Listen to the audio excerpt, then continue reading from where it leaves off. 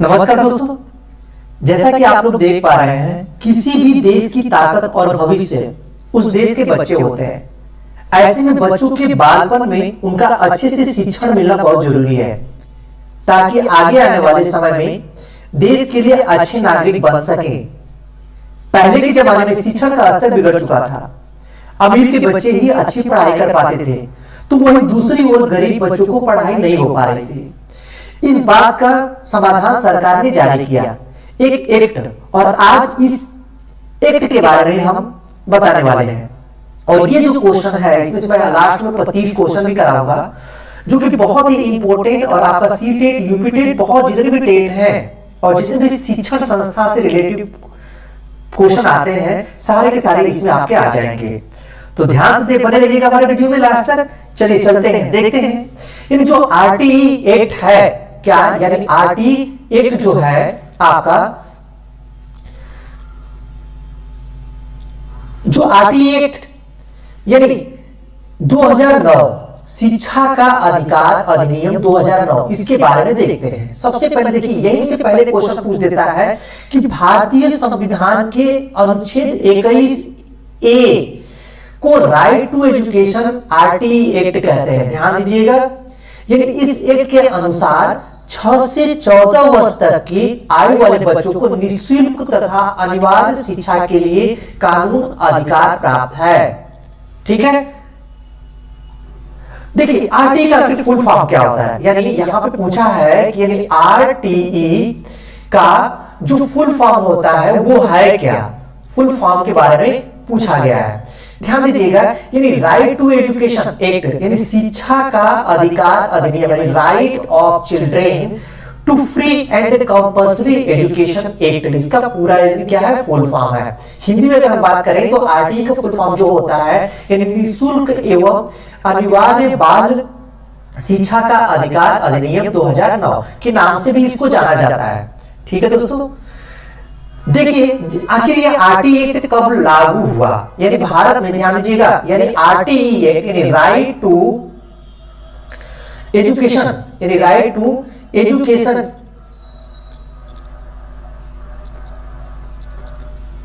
यानी कब लागू हुआ। शिक्षा का अधिकार अधिनियम भारतीय संसद द्वारा 4 अगस्त 2009 को पारित किया गया था, जो 1 अप्रैल 2010 को संपूर्ण भारत में प्रभावित हुआ। लेकिन यहाँ पे जम्मू कश्मीर में छोड़ करके बात कर रहे हैं हम। ध्यान दीजिएगा, जम्मू एंड कश्मीर को छोड़ करके बात की जा रही है। मैं उसको भी बताऊंगा क्वेश्चन में। जो इस अधिनियम का इतिहास के बारे में हम समझ लेते हैं कि दिसंबर 2002 को भाग 3 के अनुच्छेद 21A के माध्यम से 86वें संशोधन विधेयक के तहत 6 से 14 वर्ष के सभी बच्चों को मुफ्त, नियमित तथा अनिवार्य शिक्षा का अधिकार को मौलिक अधिकार माना गया है। ध्यान दीजिएगा, यहाँ से बहुत important question, most important question आते रहते हैं, यानी आईएमपी नोट कर लीजिएगा। क्वेश्चन कैसे पूछता है, ये ऐसे क्वेश्चन पूछता है कि 6 से 14 वर्ष के तहत सभी बच्चों को मुफ्त, नियमित एवं अनिवार्य शिक्षा का अधिकार किस भाग में है। तो यहां से पहला ही क्वेश्चन पूछता है, तो भाग 3 में है। ये पूछता है किस अनुच्छेद में है, तो अनुच्छेद 21A के माध्यम से बात कर रहा है। किस विधेयक संशोधन द्वारा है, तो 86वें संशोधन विधेयक के द्वारा 6 से 14 वर्ष के सभी बच्चों को मुफ्त, नियमित एवं अनिवार्य शिक्षा के अधिकारों को मौलिक अधिकार प्राप्त है। चलिए, यानी भारत में शिक्षा का अधिकार के बारे में हम समझ लेते हैं। ध्यान दीजिएगा, यानी भारतीय संविधान दुनिया का सबसे लचीला संविधान है और विस्तृत है। कैसा है, लचीला और विस्तृत संविधान है। यानी राइट टू एजुकेशन एक्ट यानी आरटीई के लागू होने के बाद भारत भी उन 135 देशों की सूची में सम्मिलित हो गया जहां बच्चों के लिए अनिवार्य तथा मुफ्त शिक्षा का प्रावधान है। देखिए, आखिर आरटीई एक्ट यानी राइट टू एजुकेशन एक्ट 2009 है का उद्देश्य क्या था, ध्यान दीजिएगा। तो शिक्षा का अधिकार अधिनियम 2009 का मुख्य उद्देश्य यह है कि प्रोविजन ऑफ आरटीई एक्ट 2009 के अंतर्गत सभी 6 से 14 वर्ष की आयु के बच्चों को मुफ्त शिक्षा उपलब्ध कराई जाएगी। प्राइवेट स्कूलों को 6 से 14 वर्ष की उम्र वाले 25% बच्चों को निःशुल्क शिक्षा प्रदान करनी होगी तथा ऐसा नहीं करने पर वसूली की गई फीस का 10 गुना अधिक जुर्माना तथा स्कूल की मान्यता भी रद्द हो सकती है। ध्यान दीजिएगा, जो प्राइवेट विद्यालय हैं उनको भी यह कानून के तहत 6 से 14 वर्ष के बच्चों को 25% अपने स्कूलों में गरीब बच्चों को निःशुल्क शिक्षा प्रदान करने की व्यवस्था की गई है। अगर ऐसा न करने पर उनकी फीस वसूली का 10 गुना अधिक जुर्माना तथा स्कूल के मान्यताएं भी क्या हो सकती है, रद्द हो सकती है। और मान्यता रद्द होने के बाद भी स्कूल संचालित करने पर 1 लाख रुपए तथा इसके बाद रोजाना 10,000 रुपए का जुर्माना का प्रावधान है। आखिर शिक्षा का अधिकार अधिनियम जो 2009 है, इसकी विशेषता क्या है? तो इसकी जो विशेषता है, देखिए ध्यान दीजिएगा, जो विकलांग बच्चों के लिए मुफ्त शिक्षा की उम्र 14 वर्ष से बढ़ाकर 18 वर्ष कर दी गई है। यहां से भी क्वेश्चन पूछता है, मोस्ट हेवी आईएमपी है आपका, क्या पूछता है कि जो विकलांग बच्चे होते हैं उनकी उम्र 14 से बढ़ाकर के कहां तक कर दी गई है, 18 वर्ष कर दी गई है। और बच्चों को मुफ्त शिक्षा मुहैया करवाने की जिम्मेदारी केंद्र सरकार और राज्य सरकार दोनों की होगी। किसकी होगी? दोनों की भागीदारी होगी। ठीक है, चलिए, बहुत अच्छा, बहुत अच्छा। देखिए, आखिर प्रवेश के समय कई स्कूल प्रति व्यक्ति शुल्क की मांग करते हैं, डोनेशन मांगते हैं। बच्चों के माता पिता के साक्षात्कार भी देना पड़ता है, इंटरव्यू होता है, बच्चों का नहीं लेकिन इंटरव्यू माता पिता का होता है। बहुत सारे स्कूलों में ऐसा होता है। इस अधिनियम के तहत प्रवेश की इस प्रक्रिया में भी बदलने की बात कही गई है। और देखिए, और क्या कहा गया है, और ये दोस्तों कहा गया है कि इस अधिनियम के अनुसार बच्चों को स्क्रीनिंग और माता पिता का इंटरव्यू देने पर 25,000 रुपए, ध्यान दीजिएगा, 25,000 रुपए तथा दोहराने पर 50,000 रुपए का जुर्माना का वसूला जा सकता है। और आरटीए राइट टू एजुकेशन यानी राइट टू एजुकेशन अधिनियम के अनुसार शिक्षक जो गवर्नमेंट टीचर होते हैं ये कभी ट्यूशन नहीं पढ़ा सकते। अगर ट्यूशन पढ़ाने पर पकड़ा जाएगा तो उनको कानूनी प्रक्रिया से गुजरना पड़ेगा। और देखिए, इस एक्ट के तहत ध्यान दीजिएगा, इस एक्ट के द्वारा जिन बच्चों का प्रवेश नहीं हुआ हो वह अपनी आयु वर्ग के अनुसार एडमिशन करवा सकते हैं। इस एक्ट द्वारा छात्रों और शिक्षकों के मध्य अनुपात, स्कूलों की इमारतों, शिक्षकों के कार्य समय, स्कूल कार्य दिवस आदि के मानक अंतर को भी बताया गया है। और क्या बताया गया दोस्तों? और ये बताया गया है कि जो आरटीई एक्ट है, यानी क्या, आरटीई एक्ट विद्यार्थियों पर होने वाली शारीरिक और मानसिक उत्पीड़न को रोकता है। और शिक्षा का अधिकार अधिनियम द्वारा बाल सुलभ और बाल केंद्रीय शिक्षा प्रणाली को शुरू किया गया। अब देखिए, शिक्षा का अधिकार अधिनियम जो 2009, शिक्षकों की भूमिका का दायित्व क्या है, ध्यान दीजिएगा, वहां पे शिक्षकों की बात भी की जा रही है। किसकी बात की जा रही है? शिक्षकों की बात की जा रही है कि आखिर उनका मेन दायित्व क्या है। तो इस प्रावधान के अनुसार यह सुनिश्चित किया गया है कि प्रत्येक राज्य, जिला या ब्लॉक में शिक्षकों की संख्या औसत होने के बजाय छात्रों और शिक्षकों की संख्या में एक निश्चित अनुपात हो। क्या हो? छात्रों और अध्यापकों में एक निश्चित अनुपात हो।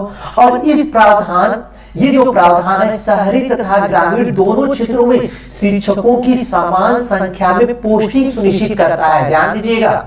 और यह प्रावधान गैर शैक्षणिक कार्यों में भी शिक्षकों की तैनाती पर प्रतिबंध के साथ साथ जनगणना, विधानसभा तथा लोकसभा चुनाव, आपदा प्रबंधन आदि कार्यों में शिक्षकों की भूमिका सुनिश्चित करता है। देखिए, यहां से भी क्वेश्चन पूछता है, ये जैसे अभी पेपर में पूछा गया था कि शिक्षक जो होते हैं उनको कहां कहां लगाया जा सकता है, तो जनगणना में लगाया जा सकता है, विधानसभा लोकसभा चुनाव में लगाया जा सकता है, आपदा प्रबंधन में लगाया जा सकता है। ठीक है, देखिए, आरटीई एक्ट जो उचित रूप से प्रशिक्षित तथा शैक्षणिक योग्यताएं क्या क्या है, ध्यान दीजिएगा, बाल वाले शिक्षकों की नियुक्ति सुनिश्चित करता है। क्या? यानी आरटीई एक्ट उचित रूप से प्रशिक्षित तथा शैक्षिक योग्यता वाले शिक्षकों की नियुक्ति क्या है? करता है। अब देखिए शिक्षा का अधिकार की आलोचना भी हुई। क्या आलोचनाएं हुई ये भी बात नोट कर लीजिएगा। मुफ्त और अनिवार्य शिक्षा से ज्यादा जरूरी समान शिक्षा सरकार को घोषणा करना चाहिए। क्या करना चाहिए? घोषणा करना चाहिए थी। देश का प्रत्येक बच्चा एक ही तरह की स्कूलों में जाएगा और सभी स्कूलों में समान पाठ्यक्रम पढ़ाया जाएगा। इसके लिए आलोचना हुई। यह भी आलोचना किया गया कि इस विधेयक में 6 वर्ष तक की उम्र वाले 17 करोड़ बच्चों के बारे में कोई बात नहीं की गई है। जो बच्चे 6 वर्ष से कम उम्र के बच्चे हैं, 17 करोड़ बच्चे, उनके बारे में कोई बात नहीं की गई है। आरटीई विधेयक में मुफ्त शिक्षा के लिए बजट प्रावधान का जिक्र नहीं किया गया। ध्यान दीजिएगा, यानी आरटीई विधेयक में मुफ्त शिक्षा के बजट प्रावधान का जिक्र नहीं किया गया है। यहां से भी क्वेश्चन पूछता है और ये पूछता है कि इस अधिनियम के द्वारा बिना किसी दस्तावेज के एडमिशन का जिक्र किया गया है, यानी कोई भी दस्तावेज नहीं लिया जाएगा। परंतु कुछ ऐसे राज्य से हैं जो पहले से ही चले आ रहे नियमों का पालन हो रहा है, जिसमें दस्तावेज जैसे बीपीएल कार्ड, जन्म प्रमाण पत्र, जाति प्रमाण पत्र आदि जमा करने के पश्चात ही दाखिला मिलता है। इन नियमों के कारण बहुत से अनाथ बच्चे शिक्षा से वंचित रह जाते हैं। और देखिए आरटीई एक्ट 2009 जो टीचर्स की क्वालिफिकेशन क्या होते हैं, यानी हम बता रहे हैं आपको प्राइमरी स्टेज जो 1 से लेकर के 5 तक के बच्चे होते हैं, उनकी क्वालिफिकेशन की बात मैं कर रहा हूं। सीनियर सेकेंडरी न्यूनतम 50% अंकों के साथ एवं डीएलएड उसके साथ साथ, या फिर सीनियर सेकेंडरी न्यूनतम 50 अंकों के साथ एक बीएड, या सीनियर सेकेंडरी न्यूनतम 50 अंकों के साथ डीएड या ग्रेजुएशन एवं डीएलएड होना चाहिए। और देखिए जो एलिमेंट्री स्टेज कक्षा होती है, यानी 6 से लेकर के 18 तक के जो बच्चे पढ़ाने वाले टीचर होते हैं, उनकी क्या क्वालिफिकेशन होना चाहिए? तो उनकी क्वालिफिकेशन होना चाहिए ग्रेजुएशन एवं डीएलएड, या ग्रेजुएशन न्यूनतम 50% अंकों के साथ डीएलएड होना चाहिए, या सीनियर सेकेंडरी न्यूनतम 50% अंकों के साथ बीएड होना चाहिए, या सीनियर सेकेंडरी न्यूनतम 50% अंकों के साथ बीए, बीएड, बीएससीएड होना चाहिए। अब देखिए right to education act amendment में क्या है, इसके बारे में हम लोग देख लेते हैं। ध्यान दीजिएगा, right to education act amendment, इस नए विधेयक में स्कूलों में नो डिडक्शन की नीति को समाप्त करने के लिए संशोधन किया गया। ध्यान दीजिएगा, वर्तमान प्रावधान के अनुसार 8वीं कक्षा तक किसी भी छात्र को अनुत्तीर्ण नहीं किया जा सकता। ये बात नोट कर लीजिएगा, यहां से भी आपका क्वेश्चन पूछता है, ये भी आपका मोस्ट आईएमपी है। ठीक है दोस्तों, अब देखिए ध्यान दीजिएगा, अगर कोई बच्चा कक्षा 5वीं या 8वीं में फेल हो जाता है तो इस नए विधेयक के अनुसार उस बच्चे को 2 माह के भीतर पुनः परीक्षा देने का अवसर प्रदान किया जाएगा। और उसमें जो है फेल हुए बच्चों के बेहतर प्रदर्शन के लिए 2 माह तक विशेष शिक्षण की व्यवस्था की जाएगी और यह स्कूल के अध्यापक लोग करेंगे। अगर बच्चा दोबारा फेल हो जाता है उसके लिए भी प्रावधान बनाया गया है। क्या बनाया गया है कि अगर बच्चा जो है दोबारा परीक्षा उत्तीर्ण नहीं कर पाता है तो उस बच्चे को अनुत्तीर्ण किया जा सकता है, यानी पहली बार में आप अनुत्तीर्ण नहीं कर सकते। चलिए अब देखिए और क्या लाया गया दोस्तों, जो आरटीई एक्ट 2009 में कुल कितने अध्याय शामिल हैं तो देख लीजिए। शिक्षा का अधिकार, शिक्षा का अधिकार अधिनियम 2009, आरटीई एक्ट 2009 में कुल 7 अध्याय 38 धाराएं जोड़ी गई हैं तथा प्रत्येक अध्याय में निम्न धाराएं शामिल है। यहां से भी इंपॉर्टेंट है, यहां से भी क्वेश्चन आपका पूछा जाता है। क्या पूछा जाता है कि जो आरटीई एक्ट 2009 है उसमें कुल कितने अध्याय हैं तो 7 अध्याय, कितनी धाराएं हैं तो 38 धाराएं हैं, और हर धाराओं में क्या है कुछ प्रत्येक के अध्याय भी शामिल हैं। अब देखिए जो आरटीई एक्ट अधिनियम के तहत कितने वर्ष के बच्चों को मुफ्त एवं अनिवार्य शिक्षा का अधिकार है, बात नोट कर लीजिएगा। यहाँ इस अधिनियम के तहत 6 से 14 वर्ष के बच्चों को मुफ्त शिक्षा उपलब्ध कराई जाएगी। प्रत्येक प्राइवेट स्कूलों में 6 से 14 साल तक के 25% गरीब बच्चों को मुफ्त शिक्षा प्रदान करनी होगी। अब देखिए आरटी एक्ट 2009 जो है जम्मू कश्मीर राज्य में कब लागू किया, मैंने पहले ही बता दिया था कि जब आरटी एक्ट लागू हुआ तो उस समय जम्मू कश्मीर को छोड़ दिया गया था, लेकिन बाद में जम्मू कश्मीर को उसमें भी क्या आरटी एक्ट 2009 लागू किया गया। कब लागू किया गया यह भी इंपॉर्टेंट है आपका, बहुत सारे टीचिंग एबिलिटी टेस्ट और जो भी शिक्षण से संबंधित क्वेश्चन पेपर आते हैं आपका, वहां से पूछता है कि जम्मू एवं कश्मीर में इस अधिनियम के प्रावधान 31 अक्टूबर 2019 को लागू किया गया। कहां लागू किया गया तो दोस्तों आपका जम्मू एवं कश्मीर में, ध्यान दीजिएगा जम्मू एवं कश्मीर में भी लागू हो गया। कब 31 अक्टूबर और 2019 में। चलिए अब देखिए क्वेश्चन में चलते, बहुत ही इंपॉर्टेंट क्वेश्चन इससे संबंधित मैं लेकर के आया हूं, इसको विशेष ध्यान दीजिएगा और यही से क्वेश्चन आपका सीटेट जितने भी टीचिंग एबिलिटी टेस्ट वाले एग्जाम होते हैं सारे के सारे यही से क्वेश्चन पूछे जाते हैं। देखिए पहला क्वेश्चन पूछा है कि महात्मा गांधी, ध्यान दीजिएगा क्या कि जो महात्मा गांधी थे उन्होंने वर्धा योजना कब लागू किया गया था, यहां से क्वेश्चन बहुत ही बार पूछा गया है। तो आपका आंसर हो जाएगा, देखिए ध्यान दीजिए ऑप्शन नंबर ए है 1956, 1966, 1937 और 1910। पहले का आंसर हो जाएगा महात्मा गांधी ने वर्धा योजना कब लागू किया गया तो 1937 में। ऑप्शन नंबर सी आपका बिल्कुल करेक्ट है। अगले क्वेश्चन की तरफ बढ़ते हैं। इन क्वेश्चन नंबर सेकंड है कि बाल अधिकार चार्टर यानी चाइल्ड राइट चार्टर की किस धारा में प्राथमिक शिक्षा को अनिवार्य निशुल्क बनाने की बात कही गई है। मैं पढ़ा चुका हूं दोस्तों, तो आपका आंसर जो होगा कितने है धारा तो 28 धारा है। अभी जस्ट मैंने बताया कि कितने में 28, तो आपका आंसर हो जाएगा बी 28। अगले क्वेश्चन पे चलते हैं।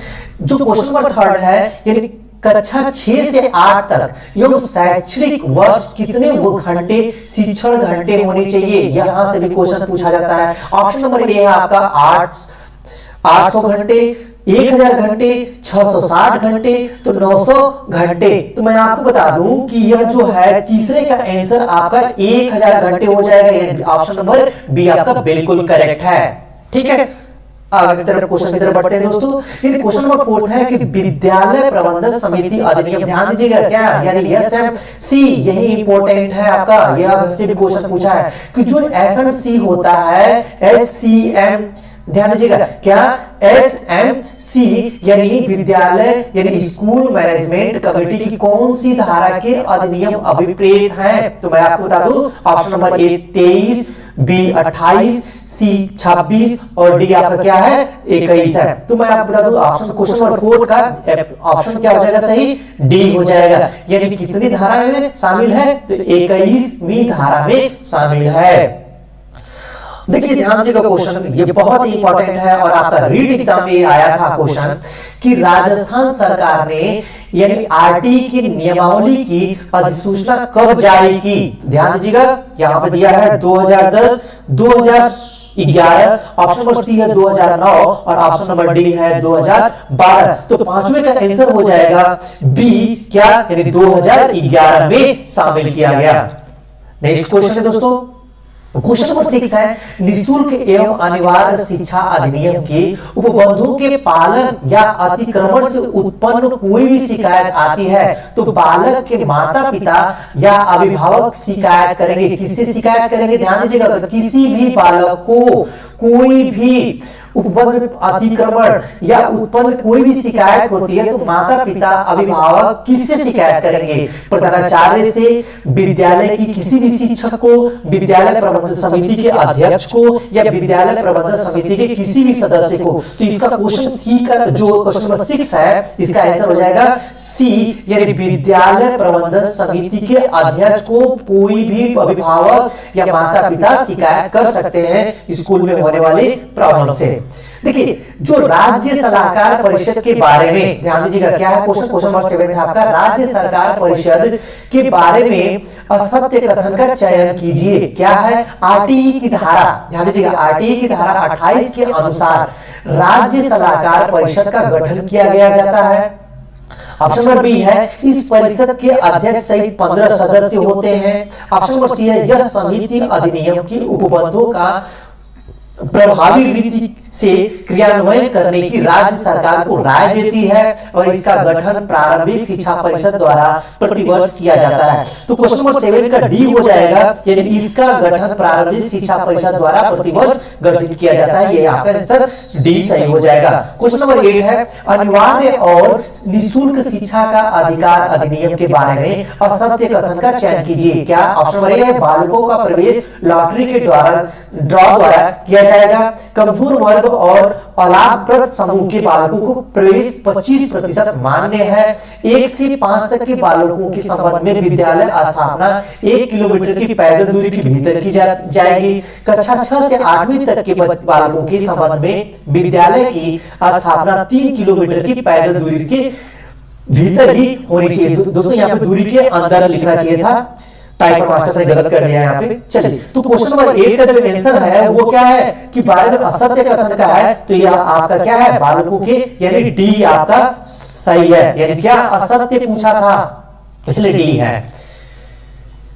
अब देखिए क्वेश्चन नंबर 9 है निःशुल्क एवं अनिवार्य शिक्षा अधिकार अधिनियम के तहत धारा 27 के अनुसार शिक्षक निम्न में से कौन सा गैर शैक्षिक प्रयोजन कार्य नहीं करेगा। 10 वर्षीय जनगणना करवाना, यानी आपदा राहत में सहायता देना और चुनाव कार्य संपन्न करवाना, उपयुक्त में से कोई नहीं। तो दोस्तों ऐसा ही क्वेश्चन आपका पूछा गया था, तो इसमें आ जाता है क्या उपयुक्त में से कोई नहीं, क्योंकि पूछा गैर में कार्य नहीं करेगा। तो क्या नहीं 10 वर्षीय जनगणना। आइए 27 धारा के अनुसार की बात किया जाएगा। क्वेश्चन नंबर 10 है शिक्षा का अधिकार अधिनियम यानी आरटीई एक्ट 2009 के अध्यापकों के लिए न्यूनतम कार्य घंटे प्रति सप्ताह वर्णित है। क्या 35 शिक्षण एवं तैयारी के घंटे, 40 शिक्षण एवं तैयारी के घंटे, 45 शिक्षण के घंटे, 45 शिक्षण एवं तैयारी के घंटे। तो क्वेश्चन नंबर 10 का जो है आपका डी सही हो जाएगा, यानी 45 शिक्षण एवं तैयारी के घंटे।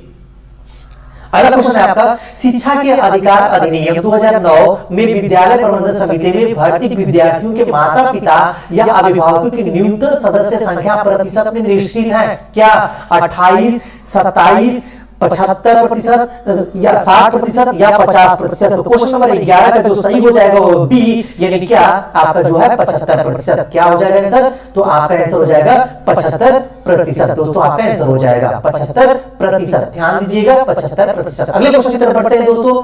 चलिए ध्यान दीजिएगा क्वेश्चन नंबर 12 है निःशुल्क शिक्षा अधिकार अधिनियम अनिवार्य शिक्षा अधिकार अधिनियम अधिनियम किया गया है। अधिनियम जो है अधिनियमित किया गया है तो लोकसभा द्वारा, राज्यसभा द्वारा, भारत की संसद द्वारा, और इनमें से कोई नहीं। तो 12 का आंसर सही हो जाएगा क्या सी, यानी भारत की संसद द्वारा।